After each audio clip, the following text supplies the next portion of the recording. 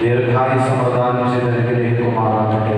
നമ്മുടെ പള്ളിക്കും നമ്മുടെ മദ്രസയ്ക്കും അതുപോലെ തന്നെ ഈ പള്ളിയുടെ രോഗവനത്തിനായി ഉന്നമനത്തിനായി ആരെല്ലാം സാമ്പത്തികമായി സഹായിക്കുന്നുണ്ടോ, പ്രവർത്തിക്കുന്നുണ്ടോ, വിശ്വസിക്കുന്നുണ്ടോ എല്ലാവർക്കും അബുലഴത്തായ തമ്പുരാൻ അർഹമായ വർണ്ണമായ ലോകത്തും നൽകി അനുഗ്രഹിക്കുമാറാകട്ടെ. നമ്മുടെ പ്രിയപ്പെട്ട പലസ്തീനിലെ മക്കൾക്കുള്ള മോചനം നൽകി അനുഗ്രഹിക്കുമാറാകട്ടെ. പട്ടിണി മൂലം കിടഞ്ഞുവിലും നമ്മുടെ പ്രിയപ്പെട്ട സഹോദരങ്ങൾക്കുള്ള രക്തസാക്ഷികളുടെ പ്രതിഫലം നൽകി അനുഗ്രഹിക്കുമാറാകട്ടെ. അവരെ അനുഭവിച്ചുകൊണ്ടിരിക്കുന്ന ആ ദുരവസ്ഥയിൽ നിന്നും ദുരന്തങ്ങളിൽ നിന്നും പൂർണ്ണമായി മോചനം കൊടുത്ത് സമാധാനത്തിൻ്റെ സന്തോഷത്തിൻ്റെ ഒരവസ്ഥ നൽകിയിരിക്കുമാറാകട്ടെ. പ്രിയപ്പെട്ട മോഹിനികളെ, വളരെ വേദനാജനകമായ ഒരു ദുരവസ്ഥയാണ് ഇന്ന് ഗസയിൽ നടന്നുകൊണ്ടിരിക്കുന്നത്. നമ്മളെല്ലാവരും സാമൂഹിക മാധ്യമങ്ങളിലൂടെ വായിച്ചും കേട്ടും കണ്ടുമൊക്കെ അറിഞ്ഞവരാണ്. ഓരോ ചിത്രങ്ങൾ കാണുമ്പോൾ മനസ്സ് വല്ലാതെ പിടയുകയാണ്.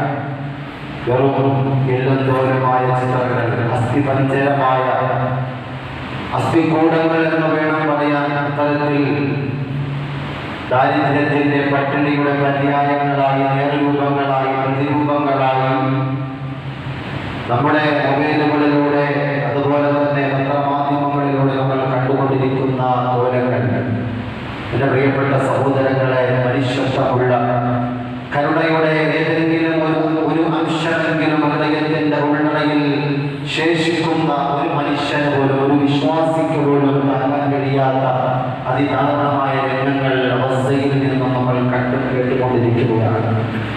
അല്ലാഹു സുബ്ഹാനഹു വ തആല അവർക്ക് മോചനം നൽകി അനുഗ്രഹിക്കുമാറാകട്ടെ.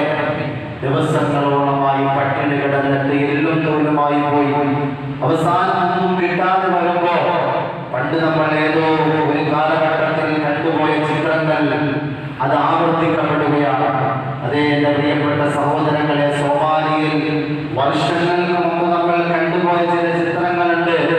വിശപ്പ് കഠിനമായപ്പോൾ, അസഹനീയമായപ്പോൾ, സഹിക്കവയ്യാതെ എല്ലും തോലുമായ ഒരു ഒട്ടകത്തിന്റെ പുറകിൽ ചെന്ന് നിന്നിട്ട് അത് എപ്പോഴാണോ വിസർജിക്കുന്നത് ആ വിസർജനമെങ്കിലും കഴിച്ചിട്ട് പട്ടിണി മാറ്റാൻ സോമാലിയിലെ ഒരു കൂട്ടം കുഞ്ഞുങ്ങൾ പോയി നിന്ന ആ ഒരു ദാരുണമായ ചിത്രങ്ങൾ ഇന്ന് പലസ്തീനിലെ ചിത്രങ്ങൾ കാണുമ്പോൾ നമുക്ക് ഓർമ്മ വരികയാണ്. അല്ലാഹു കാത്തുരക്ഷിക്കുമാറാകട്ടെ. നമ്മളൊക്കെ എത്ര ഭാഗ്യവാന്മാരാണ്. സുഭിക്ഷമായ ഭക്ഷണം നമ്മുടെ ഡൈനിങ് ടേബിളിലേക്ക് പറയുന്ന സമയങ്ങളിൽ എത്തപ്പെടുമ്പോൾ, നമ്മൾ ആഗ്രഹിക്കുന്ന ഇച്ഛിക്കുന്ന പാനീയങ്ങൾ നമ്മുടെ മുമ്പിലേക്ക് എത്തപ്പെടുമ്പോൾ എത്ര പേർ അല്ലാഹുവിനെ സ്തുതിക്കാറുണ്ട്, എത്ര പേർ പലസ്തീനിലെ മക്കളെ കൊടുക്കാറുണ്ട്. എത്രയോ ഭക്ഷണങ്ങൾ നമ്മൾ വേസ്റ്റാക്കി കളയുന്നു. ഭക്ഷണങ്ങൾക്ക് വേണ്ടിയിട്ട് ലക്ഷങ്ങൾ പൊടിപൊടിക്കുന്നു. കല്യാണത്തിന് അതിനു വേണ്ടിയിട്ട് ആർഭാടകരമായി മറ്റുള്ളവരുടെ മുമ്പിൽ പ്രൗഢിക്ക് വേണ്ടിയിട്ട് ഭക്ഷണങ്ങൾ നമ്മൾ വെറുതെ കുഴി കുഴിച്ചിട്ട് കൊന്നു തള്ളുമ്പോ, കുഴിച്ചു മൂടുമ്പോ, എന്റെ പ്രിയപ്പെട്ട സഹോദരങ്ങളെ, എത്ര പേര് പലസ്തീനിലെ ഗസയിലെ ആ കണ്ണീരുണങ്ങാത്ത ആ മുഖങ്ങൾ എത്ര പേരുടെ ഹൃദയങ്ങളിൽ ഓടി മറയുന്നുണ്ട്, എത്ര പേരുടെ ഹൃദയങ്ങളിൽ ഓർമ്മയായിട്ട് വരുന്നുണ്ട്. എന്റെ പ്രിയപ്പെട്ട സഹോദരങ്ങളെ, മറന്നു പോകേണ്ടവരല്ല, ഓർക്കണം അവരെ. ഓരോരുത്തരും ഭക്ഷണം കഴിക്കുമ്പോഴും അവരെ ഓർത്തിട്ട് അല്ലാഹുവിനെ സ്തുതിക്കണം. അൽഹംദുലില്ലാഹ്. ആരുടെയും മുമ്പിലും കൈനീട്ടി യാചിക്കാതെ ഒരു നേരത്തെ ഭക്ഷണം നമ്മുടെ മുമ്പിലേക്ക് പടച്ചവനായ തമ്പുരാൻ എത്തിക്കുന്നുവെങ്കിൽ സഹോദരങ്ങളെ, ഓരോ ഭൂമി വർഷിക്കപ്പെടുമ്പോഴും ആ പുകയുടെ മറയിലെങ്കിലും ഭക്ഷണം മുഴുവൻ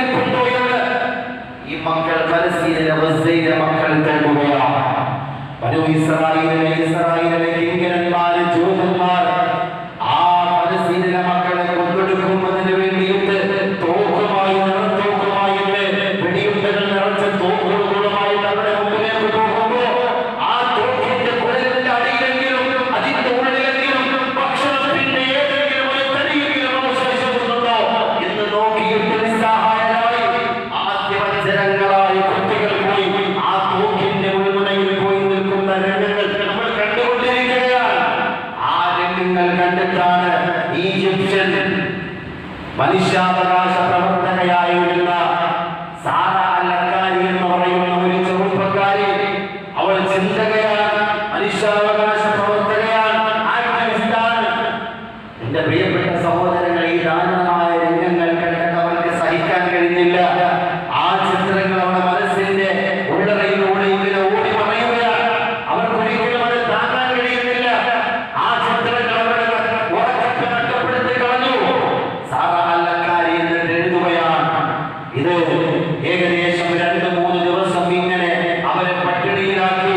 അവർക്കും നല്ലതുപോലെ ഭക്ഷണം കഴിക്കാൻ കഴിയുന്നില്ല, വെള്ളം കുടിക്കാൻ കഴിയുന്നില്ല, ഉറങ്ങാൻ കഴിയുന്നില്ല. ഉറങ്ങാൻ പോയി ബെഡിലേക്ക് കിടക്കുമ്പോൾ പലസ്തീനിലെ ഗസയിലെ പാവപ്പെട്ട എല്ലും തോലുമായ കുഞ്ഞുങ്ങളുടെ ആ ചിത്രം മനസ്സിന്റെ ഉള്ളറയിലേക്ക് ഓടി വരികയാണ്. അവർ സ്വപ്നം കണ്ടുവത്രേ. ആ സാറ അൽ-അക്കാരി എന്ന് പറയുന്ന മനുഷ്യാവകാശ പ്രവർത്തകർ എഴുതുകയാണ്, അവർ സ്വപ്നം കണ്ടു. എന്താണ് സ്വപ്നം? വിശപ്പ് സഹിക്കവയ്യാതെ വയറ്റിന്റെ ഉള്ളിലേക്ക്, വായയുടെ ഉള്ളിലേക്ക് കൈയിട്ടിട്ട് വിശപ്പ് എങ്ങനെയെങ്കിലും തീർക്കാൻ നോക്കുന്ന ഒരു കുട്ടിയുടെ ചിത്രം സ്വപ്നത്തിലൂടെ കണ്ടിട്ടുണർന്നു സാറ അൽ-അക്കാരി എന്ന് പറയുന്ന മനുഷ്യാവകാശ പ്രവർത്തകയായ ചെറുപ്പക്കാരി. അവസാനം പ്രിയപ്പെട്ട സഹോദരങ്ങളെ, അവർ ഒരു തീരുമാനത്തിലെത്തി. എങ്ങനെയെങ്കിലും അവരെ സഹായിക്കണം. എങ്ങനെ സഹായിക്കും? എങ്ങനെ സഹായിക്കും? അവിടെ വിമാനങ്ങളെത്തില്ല, കപ്പലുകളെത്തില്ല, ഒരു സംവിധാനങ്ങളും അവിടെ എത്തില്ല. അവർക്ക് എങ്ങനെ ഭക്ഷണം കൊടുക്കും? എങ്ങനെയെങ്കിലും പട്ടിണി മാറ്റണം. എങ്ങനെയെങ്കിലും എന്റെ ഒരു കൈ സഹായമെങ്കിലും അവരുടെ കരങ്ങളിലേക്ക് എത്തണം എന്നുള്ള ചിന്തയോടുകൂടി അല്ലാഹുവിൽ തവക്കുലാക്കി. എന്റെ പ്രിയപ്പെട്ട സഹോദരങ്ങളെ, സാറ അൽ-അക്കാരി എന്ന് പറയുന്ന ആ മനുഷ്യാവകാശ പ്രവർത്തകയായ ചെറുപ്പക്കാരി, നമ്മളെ പോലെ മറ്റേ മാംസവുമുള്ള ആ ചെറുപ്പക്കാരുടെ ഉറക്കം കെടുത്തിയ ആ ചിന്തകൾ എന്റെ പ്രിയപ്പെട്ട സഹോദരങ്ങളെ അവസാനം അല്ലാഹുവിലേക്ക് തവക്കുലാക്കിയിട്ട് പലസ്തീനിലെ മക്കളെ സഹായിക്കാൻ വേണ്ടിയിട്ട് അവർ മുന്നിട്ടിറങ്ങുകയാണ്. എന്നിട്ട് അവർ ചെയ്തതെന്തെന്നറിയോ? അവിടേക്ക് പോകാൻ ആരുമില്ല, ഒരു സന്ദേശം അയക്കാൻ പോലും ആരുമില്ല.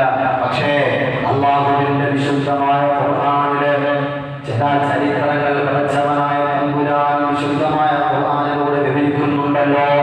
ആ ഖുർആൻ ചരിത്രങ്ങൾ പഠിച്ചവരാണ് സാറ അൽ-അക്കാരി. അതിനെ ആധാരമാക്കിക്കൊണ്ട്, അടിസ്ഥാനമാക്കിക്കൊണ്ട് പടച്ചവനായ തമ്പുരാൻ തവക്കുലാക്കുകയാണ് ചെറുപ്പക്കാരിയായ മനുഷ്യാവകാശ പ്രവർത്തക. ഏതാണ് ആ ചരിത്രമെന്നറിയോ? എന്റെ പ്രിയപ്പെട്ട സഹോദരങ്ങളെ, മൂസാ നബി അലൈഹിസ്സലാത്തു വസ്സലാം ഫിർഔൻ എന്ന് പറയുന്ന കിങ്കരന്റെ കൊട്ടാരത്തിൽ സന്തോഷത്തോടെ സുഭിക്ഷമായ ഭക്ഷണം കഴിച്ചുകൊണ്ട് എങ്ങനെയാണ് വളർന്നത് എന്നുള്ള ചരിത്രം നമുക്കെല്ലാവർക്കും അറിയുന്നതാണ്. സഹോദരങ്ങളെ, ഫിർഔനിന്റെ ലഅനത്തുല്ലാഹി അലൈഹിയുടെ അധികാരം തകർക്കപ്പെടുമെന്ന് ഏതോ ഒരു പണ്ഡിതൻ പറഞ്ഞതിന്റെ അടിസ്ഥാനത്തിൽ അതാ പിറന്നു വീഴുന്ന കുഞ്ഞുങ്ങളെയെല്ലാം, ആൺകുട്ടികളെയെല്ലാം കൊല്ലുന്നതിന് വേണ്ടിയിട്ട് ഓടുകയാണ് ഫിർഔൻ ലഅനത്തുല്ലാഹി അലൈഹി. ആ സമയത്താണ് മൂസാ നബി അലൈഹിസ്സലാത്തു വസ്സലാം വിധിക്കപ്പെടുന്നത്. മൂസാ നബി അലൈഹിസ്സലാത്തു വസ്സലാം വിധിക്കപ്പെടുമ്പോൾ അവരുടെ ഉമ്മ, എന്റെ പ്രിയപ്പെട്ട സഹോദരങ്ങളെ, വല്ലാതെ ഭയന്നു. ഈ മകനെയും കൊല്ലുമല്ലോ. കാരണം ഓരോ ഗർഭിണികളായ സ്ത്രീകളുടെ മുമ്പിലും ഒരു വയറ്റാട്ടിയെ അന്ന് ആ കൊട്ടാരം നിശ്ചയിച്ചു. എന്തിനാണെന്നറിയോ? പ്രസവിക്കപ്പെടുന്ന കുഞ്ഞ് ആണാണെങ്കിൽ അന്നേരം സിഗ്നൽ കൊടുക്കണം, കൊട്ടാരത്തിൽ അറിയിക്കണം. ആ കുഞ്ഞിനെ ഇംഗരന്മാർ വന്നെടുത്ത് കൊണ്ടുപോകും, പച്ചയ്ക്ക് കൊണ്ടുപോകും. ഇതാണ് സംഭവം. ആ സമയത്ത് മൂസാ നബി അലൈഹിസ്സലാത്തു വസ്സലാമിന് അവരുടെ കുടുംബജീവൻ ജന്മം കൊടുത്തു. എന്റെ പ്രിയപ്പെട്ട സഹോദരങ്ങൾ, അടുപ്പിൽ വെച്ചിട്ടാണ്, ആരും കാണാതെ അടുപ്പിൽ വെച്ചിട്ട് മൂസാ നബി അലൈഹിസ്സലാത്തു വസ്സലാമിന്റെ ഉമ്മ 2-3 ദിവസം പരിപാലിച്ചു. പക്ഷേ ആ സമയത്ത് കൂടെ ഉണ്ടായിരുന്ന വൈറ്റാട്ടിയെ പടച്ചവനായ തമ്പുരാൻ അവരുടെ മനസ്സിനെ മാനസാന്തരം കൊടുത്തു. യഥാർത്ഥത്തിൽ ആ പെണ്ണിന് വേണമെങ്കിൽ ഒരു മെസ്സേജ് കൊടുക്കാമായിരുന്നു, ഇവിടെ ഒരു ആൺകുട്ടി പറഞ്ഞിട്ടുണ്ട് എന്ന്. പക്ഷേ ആ ആൺകുട്ടി പിറക്കുമ്പോൾ തന്നെ പ്രകാശം കൊണ്ട് ആ ഭവനം മുഴുവനും പ്രോത്സാഹിക്കുകയാണ്, പ്രഭാപൂരിതമാകുകയാണ്. കണ്ണഞ്ചിക്കുന്ന രീതിയിലുള്ള പ്രകാശം കണ്ടപ്പോ ആ വൈറ്റാട്ടിക്ക് തന്നെ വല്ലാത്ത മാനസാന്തരം തോന്നി. ആ പെണ്ണിന്റെ കണ്ണുപോലും മങ്ങിപ്പോവുകയാണ് ആ പ്രകാശത്തിൽ. അത്രത്തോളം പ്രകാശമായിരുന്നു ആ ആൺകുഞ്ഞിനുണ്ടായിരുന്നു.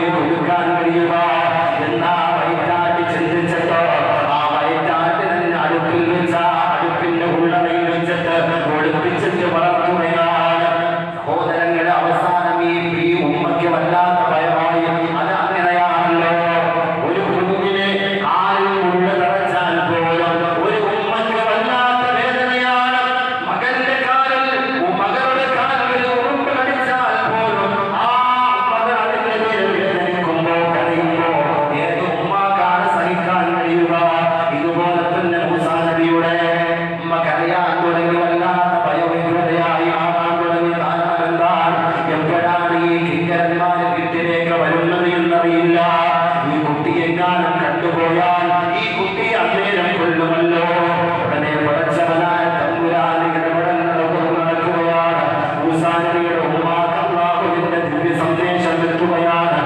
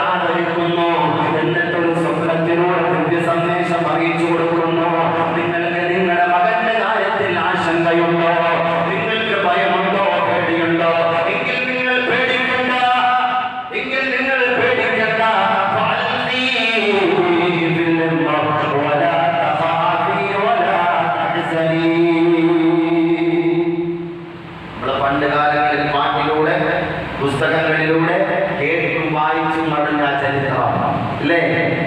നൈൽ നദിയിൽ ഒഴുക്കാൻ വേണ്ടി പറഞ്ഞ മകനെ എങ്ങനെ കെട്ടിയിലാക്കാൻ ഒഴുക്കാൻ പറഞ്ഞു, അള്ളാഹുവിലേക്ക് തവക്കുലാക്കാൻ പറഞ്ഞു.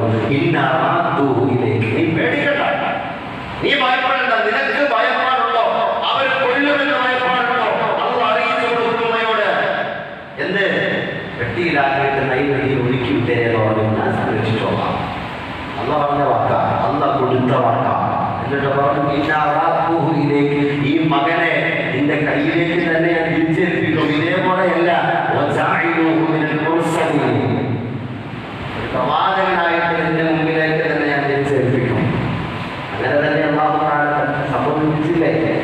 അങ്ങനെ തന്നെ പടച്ചവനായ തമ്പുരാൻ എന്റെ പ്രിയപ്പെട്ട സഹോദരങ്ങളാ ഉമ്മാക്ക് പിന്നീട് വളർത്താനും ഉളകൊടുക്കാനുമുള്ള പാല് കൊടുക്കുവാനുള്ള ഭാഗ്യം അള്ളാഹു കൊടുത്തില്ലേ? അതാണ് പടച്ചവൻ. ആ പെട്ടി സുരക്ഷിതമായ ആരുടെ മുമ്പിലേക്കാ പോയത്? ഏതൊരു ആൺകുട്ടിയെയാണോ പിറന്നു വീഴുന്ന ഏതൊരു ആൺകുട്ടിയെയും കൊല്ലാതെ ചെയ്യാൻ വേണ്ടി പച്ചയ്ക്ക് നോക്കിക്കളയാൻ വേണ്ടിയിട്ട് പച്ചയ്ക്ക് ജീവനോട് കൂടി തന്നെ പച്ചയ്ക്ക് കുഴിച്ചു മൂടാൻ വേണ്ടി കാത്തിരുന്ന ഫിർഔനിന്റെ കൊട്ടാരത്തിന്റെ സമക്ഷത്തിൽ ആ കൊട്ടാരമുറ്റത്ത് തന്നെ എന്റെ പ്രിയപ്പെട്ട സഹോദരങ്ങളെ പടച്ചവനായ തമ്പുരാൻ മൂസാ നബിയുടെ ആ കുഞ്ഞു ശരീരം കൊണ്ടെത്തിച്ചു.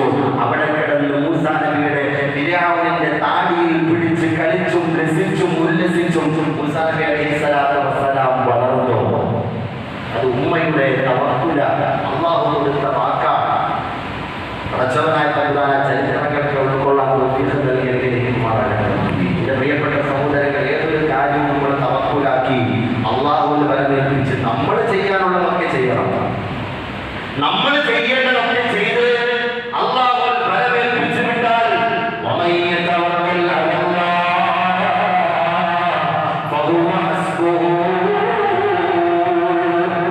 അവൻ പടച്ചവനായ തമ്പുരാൻ മതി, പിന്നെ ആരും വേണ്ട. അള്ളാഹു തവക്കുലാക്കിയിട്ട് ആശുപത്രിയിലേക്ക് പോകുമ്പോ ഡോക്ടറിനെ കാണാൻ പോവാൻ കാണുന്നവരെയൊക്കെ നമ്മൾ കാണണം. തവക്കുലാക്കിയിട്ട് വീട്ടില് രോഗമൊക്കെ മാറുമെന്ന് പറഞ്ഞിട്ട് മരുന്ന് കഴിക്കാതിരുന്ന പണി കിട്ടും. കാരണം അവർക്കുള്ള ഈമാൻ നമുക്കില്ല കേട്ടോ. അവർക്കുള്ള ഈമാൻ നമുക്കുണ്ടോ? ഇല്ല. ബനൂ ഇസ്രായേലിനൊരു സംഭവമുണ്ട്.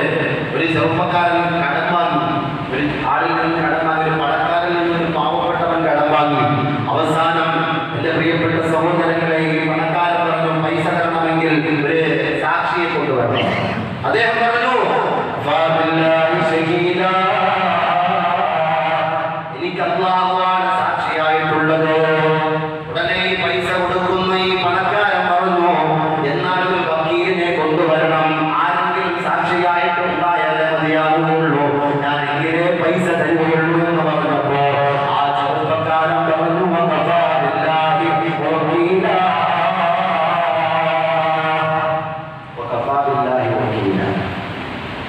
എനിക്ക് അള്ളാഹുവാണ് വക്കീൽ, എനിക്ക് സാക്ഷിയും എൻ്റെ വക്കീലും എൻ്റെ എല്ലാം അള്ളാഹുവാണ്. അതുകൊണ്ട് നിങ്ങൾ അള്ളാഹുവിന് സമർപ്പിച്ചിട്ട് തരണമെങ്കിൽ തരിക, ഇല്ലെങ്കിൽ ഞാൻ മടങ്ങിക്കൊള്ളാം. അള്ളാഹുവിൻ്റെ പേര് പറഞ്ഞപ്പോൾ ഈ പണക്കാരൻ പണക്കിഴി എടുത്തിട്ട് കൊടുത്തിട്ട് പറഞ്ഞു, ഇന്ന ദിവസം നിങ്ങൾ തിരിച്ചു കൊണ്ടുവരണം. അങ്ങനെ ആ മനുഷ്യൻ അത് മേടിച്ച് സന്തോഷത്തോടു കൂടി നാട്ടിലേക്ക് പോയി. കടലിനക്കരയാണ് അദ്ദേഹം താമസിക്കുന്നത്. അവിടെ പോയി താമസിച്ചു. പൈസ തിരിച്ചു കൊടുക്കാനുള്ള അവധി എത്തിയപ്പോൾ അദ്ദേഹം കടൽക്കരയിലേക്ക് വന്നു. കപ്പൽ നോക്കി അദ്ദേഹത്തിന് തിരിച്ച് അപ്പുറത്ത് നാട്ടിൽ ചെന്നിട്ട് ഈ പൈസ കൊടുക്കണമല്ലോ. പൈസയൊക്കെ സ്വരൂപിച്ചിട്ട് അദ്ദേഹം കടൽക്കരയിൽ വന്ന് നിൽക്കുമ്പോൾ സമയത്ത് കപ്പൽ കിട്ടുന്നില്ല, കാണുന്നില്ല. യാത്രയ്ക്ക് പോകാൻ കപ്പലില്ലാതെ വന്നപ്പോൾ അദ്ദേഹം വല്ലാതെ വിഷമിച്ചു. പക്ഷെ അദ്ദേഹം അള്ളാഹുവിൽ തവക്കുലാക്കിയല്ലോ. അള്ളാഹുവിനെയാണല്ലോ സാക്ഷിയാക്കിയത്, ശഹീദാക്കിയത്. അള്ളാഹുവിനെയാണല്ലോ വക്കീലാക്കിയത്. അതുകൊണ്ടാണ് ചെറുപ്പക്കാരൻ അവിടെ നിന്നുകൊണ്ട് പറഞ്ഞു, പഠിച്ചവനെ, എന്നെയാണ് ഞാൻ കടക്കാരൻ്റെ മുമ്പിൽ എനിക്ക് കടം പൈസ തന്ന, പൈസ കടമായിട്ട് വായ്പയായിട്ട് തന്ന മനുഷ്യന്റെ മുമ്പിൽ ഞാൻ ശഹീദാക്കിയത് എന്നെയാണ്. എന്നോട് വക്കീലിനെ ചോദിച്ചപ്പോ അദ്ദേഹത്തിനോട് ഞാൻ എന്നെയാണ് വക്കീലാക്കിയത്. അതുകൊണ്ട് പഠിച്ചവരെ വീണ്ടും ഞാൻ എന്നിലേക്ക് തവക്കുലാക്കിക്കൊണ്ട് ഈ പൈസ ഇതാ കടലിന്റെ ഉള്ളിലേക്ക് ഞാൻ വലിച്ചെറിയുകയാണ്. ഒരു മരക്കഷണം എടുത്തിട്ട് അതിന് തുരങ്കമുണ്ടാക്കിയിട്ട് അതിന്റെ ഉള്ളിലേക്ക് പണക്കിഴി തിരികെ വെച്ചിട്ട് ആ മരം അടച്ചു. ആ മരത്തിന്റെ കൊത്തുകളെല്ലാം അടച്ചിട്ട് കടലിലേക്ക് വലിച്ചെറിഞ്ഞു. ബിസ്മില്ലാഹി തവക്കൽതു അലല്ലാഹ്.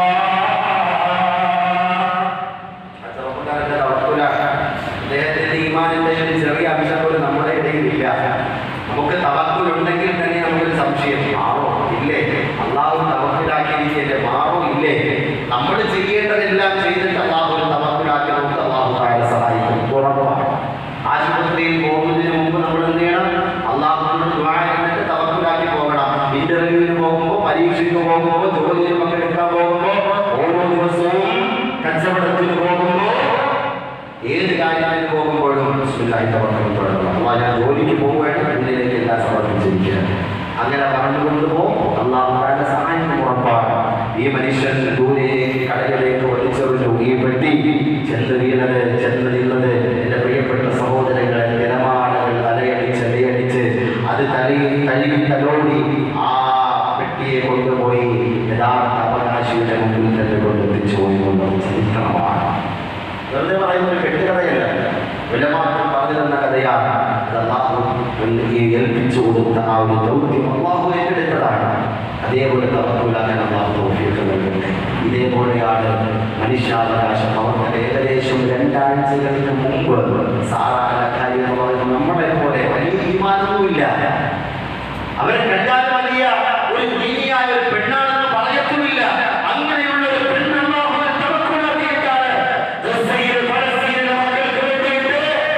വെറും ചെറിയ കന്നാസുകളിൽ ധാന്യപ്പൊടി നിറച്ചിട്ട് അതിന്റെ ഉള്ളിലേക്ക് അവരുടെ ഫോൺ നമ്പരും പേരും എഴുതിയിട്ട് ഇട്ടിട്ട് കടലിലേക്ക് വലിച്ചെറിഞ്ഞ് ബിസ്മില്ലാഹി തവക്കൽതു അലല്ലാഹ്. ലാ ഹൗല വലാ ഖുവത ഇല്ലാ. കിട്ടിയില്ലേ? കിട്ടിയോ ഇല്ലേ? കിട്ടി. ഒസൈല മക്കൾക്ക് കിട്ടിയത് എവിടെ നിന്ന് കിട്ടി? കടലിന്റെ ഓരത്ത് നിന്ന് കിട്ടി. ഈജിപ്തിൽ നിന്നും വലിച്ചെറിഞ്ഞ കിലോമീറ്ററുകൾ, മൈലുകൾ ദൂരമുള്ള ആ ഒസൈലെ അരുവിയിലേക്ക്, ഒസൈലെ കടൽത്തീരത്തെ കഴിഞ്ഞു. ആ കുട്ടികൾ സന്തോഷത്തോടുകൂടി ആ മക്കൾ കളിപ്പാട്ടങ്ങൾ എന്ന് പറഞ്ഞുകൊണ്ട് വാരിയെടുത്ത് വീട്ടിലേക്ക് കൊണ്ടു നോക്കുമ്പോൾ, ചെന്ന് തുറന്നു നോക്കുമ്പോൾ അൽഹംദുലില്ലാഹ് എന്തൊരത്ഭുതം! പടച്ചവനായ തമ്പുരാനെ തവക്കുലാക്കിയപ്പോ ഇന്ന് നടന്നതാണ്. പണ്ട് നടന്ന ചരിത്രമാണ് ഞാൻ മുമ്പ് പറഞ്ഞത്. പക്ഷേ ഈ ചരിത്രം നടന്നത് വെറും 2 ആഴ്ചകൾക്ക് മുമ്പ്. ഒക്കെ ആ മക്കൾക്ക് എന്തൊരു സന്തോഷമായിരുന്നു. അവസാനം ഇവർ ഇല്ലെങ്കിലും ഇവർക്കൊരു ആശങ്ക ഉണ്ടായിരുന്നു, ഇതങ്ങ് ചെല്ലോ ഇല്ലേ? കാരണം ഏതെങ്കിലും തരത്തിൽ ഈ കടലിലാണല്ലോ വരുന്നത്. കുപ്പിയിലെ വെള്ളം കയറിയാൽ ധാന്യമെല്ലാം നശിച്ചു പോകും അല്ലേ? ഇതെങ്ങനെയാ? ആർക്കാണ് എന്റെ പ്രിയപ്പെട്ട സഹോദരങ്ങൾ ഉറപ്പുള്ളത് ഇതങ്ങനെ ചെല്ലുമെന്ന്? കടലിലേക്ക് ഇറങ്ങി കഴിഞ്ഞാൽ അത് താന്നു പോകത്തല്ലേ ഉള്ളൂ. അല്ലെങ്കിൽ അലയടിച്ച് വേറെ എവിടെയെങ്കിലും പോകും. അല്ലെങ്കിൽ ഇനി അഥവാ കടലിലേക്ക് വന്നാൽ തന്നെയും, കടൽ തീരത്ത് വന്നാൽ തന്നെയും ആരെങ്കിലും ഈ കൊച്ചുകുട്ടികൾക്ക് പടച്ചവനായ തമ്പുരാൻ മനസ്സിൽ വിട്ടുകൊടുത്തു. ആ കുട്ടികളിലെങ്കിലും ഭക്ഷണത്തിന്റെ ഒരു തരിയെങ്കിലും ചിലപ്പോൾ ഉണ്ടാകുമെന്നുള്ള പ്രതീക്ഷയിൽ ആ കൊച്ചുകുട്ടികൾ കഴിക്കാൻ വേണ്ടിയിട്ട് പോയെടുത്തതാണ് പടച്ചവനായ തമ്പുരാൻ അതിൽ ഒളിപ്പിച്ചു വെച്ചിരുന്നു ആ കുട്ടികളുടെ ഭക്ഷണം. അവർ അത്ഭുതപ്പെട്ടു പോയി. 2-3 ആഴ്ചകൾ കഴിഞ്ഞപ്പോൾ അവർ അത്ഭുതപ്പെട്ടു പോയി. നോക്കുമ്പോൾ മൊബൈലിൽ ഒരു മെസ്സേജുകൾ ഇങ്ങനെ ചറവറ വരാണ്. മക്കയക്കുന്നത് ഏതെങ്കിലും ഗ്രൂപ്പിലൂടെ ആയിരിക്കും. പക്ഷേ അവർക്ക് വന്നത് മെസ്സേജുകൾ ഡോക്ടർമാരിൽ നിന്നും മെസ്സേജുകൾ അയക്കാൻ തുടങ്ങിയവർ അവർ അത്ഭുതമാക്കുമ്പോൾ അത്ഭുതപ്പെട്ടു നോക്കുമ്പോൾ ഡോക്ടർമാർ മെസ്സേജ് അയച്ചിരിക്കുന്നു. നിങ്ങൾ അയച്ചിരിക്കുന്ന ഭക്ഷണപ്പൊതി കിട്ടിയിരിക്കുന്നു സാധാരണക്കാരി. കാരണം അവരുടെ ആ പേപ്പറിൽ ഒരു കുറിപ്പും കൂടി എഴുതിയിട്ടുണ്ടായിരുന്നു. അവരുടെ പേരും അവരുടെ നമ്പറൊക്കെ എഴുതിയിട്ടുണ്ടായിരുന്നു. ഈ ഡോക്ടർമാർ മൊബൈലിലേക്ക് മെസ്സേജ് അയച്ചു. ഇതിന്റെ പ്രിയപ്പെട്ട സഹോദരങ്ങളെ, പറയുമ്പോൾ രോമാഞ്ചം കൊള്ളണം, പറയുമ്പോൾ രക്തം തുടിക്കണം, രക്തം കൊണ്ട് തിളക്കണം. നമ്മൾ മനസ്സിലാക്കണം, പടച്ചവനായ തമ്പുരാൻ വെറുതെ ഉണ്ടായിരിക്കുന്നത്. അള്ളാഹു വലിയവനാണെന്ന് പറയുന്നത് വെറുതെയല്ല, അത് ചെറിയ കാര്യമല്ല. അള്ളാഹുവിനെ തവക്കുലാക്കി ഏത് കാര്യം ചെയ്താലും അള്ളാഹു സഹായിക്കുന്നുള്ളത് ഉറപ്പാണ്. അതുകൊണ്ട് സഹോദരങ്ങളെ, നമ്മുടെ ഓരോ പൈസയും ഓരോ ഭക്ഷണത്തിന് വേണ്ടിയും മറ്റു കാര്യങ്ങൾക്കും വേണ്ടിയിട്ട് അടിച്ചു പൊളിച്ച് തീർക്കുമ്പോൾ നമ്മളെല്ലാവരും ഫലസ്തീനിലെ ഗസയിലെ മക്കളെ അല്പം നേരമെങ്കിലും ഓർക്കുന്നത് നല്ലതാണ്. എന്നിട്ട് പടച്ചവനായ തമ്പുരാൻ തന്നെ നിഅമത്തുകൾ ശുക്ർ ചെയ്യണം, അൽഹംദുലില്ലാഹ് പറയണം. അല്ലാഹു തൗഫീഖ് നൽകി അനുഗ്രഹിക്കുമാറാകട്ടെ. വാസുദേവത്തിൽ അൽഹംദുലില്ലാഹി റബ്ബിൽ ആലമീൻ. അസ്സലാമു അലൈക്കും.